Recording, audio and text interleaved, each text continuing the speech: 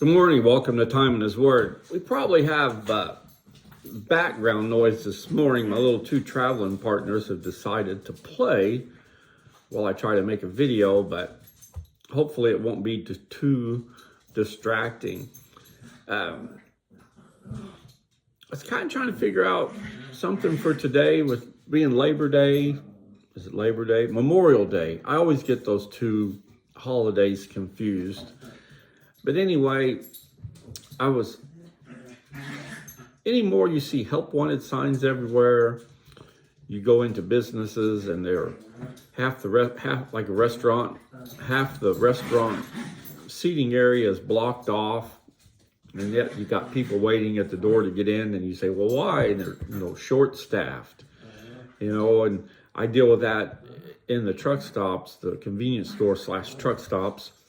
They'll have fast food joints in there, and it's not uncommon at 9 o'clock at night for them to be closed, short-staffed. Or they don't open till 7, 8, 9 o'clock in the morning. And again, the common theme is we're short-staffed. It seems like nobody wants to work anymore. And believe it or not, there's a verse in the Bible that even says something about needing workers in the field. Jesus was going along and he was talking with his disciples in Matthew, the 9th chapter. And verse 37, he tells them, he says, then he said to his disciples, the harvest is plentiful, but the workers are few. Therefore, beseech the Lord of the harvest to send out workers into the harvest. So even Jesus in the Bible acknowledges that workers for the harvest, and what he's referring to is Christians going out and witnessing to non-believers and telling them about the Bible, about Jesus and what he can do in their lives. So it's not just the local restaurant that's shorthanded. God even tells us so in his word that he's short on workers. A lot of people have the misconception that, and I did as a kid because I didn't understand, but as I got older, I understood. They think that the preacher is the one that's supposed to go out and witness and bring people into the church. And I've learned over the years and through different preachers and messages I've heard and books I've read, yeah, that's true, but what his primary role is to teach the congregation how to do it. And the congregation is to go out and witness and bring people into the church. So once I figured that out, I was like, well, that's pretty simple to do. And I had a preacher one time tell me that he can go out and witness to people. He said, for instance, like in the trucking industry, he said, I can go out and talk to a driver. He said, but I'm not going to connect with that driver like you will as a driver. And the more I thought about that is so true.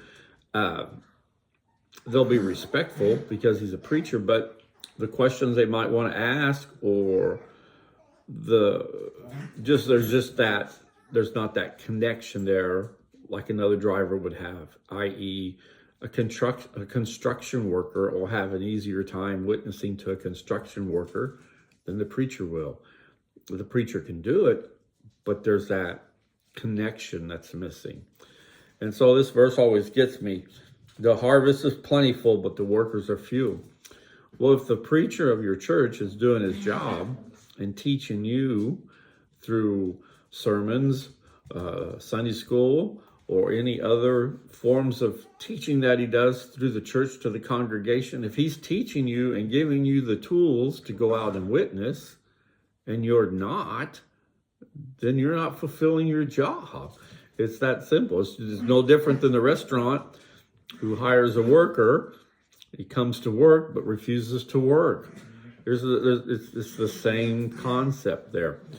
So if you've been under that assumption, or I've always thought, well, that's the preacher's job, think again.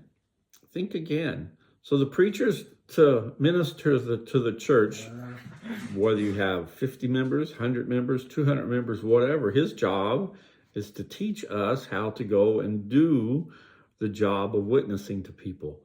So rather than sitting there in the pew and saying, well, the preacher's not doing his job, might want to look in the mirror and see whether or not you are doing your job of going out and witnessing and telling others about Jesus, about the Bible, and about the things that he can do in your life. So just give that some thought today. Then he said to his disciples, the harvest is plentiful, but the workers are few. Which worker are you for the kingdom?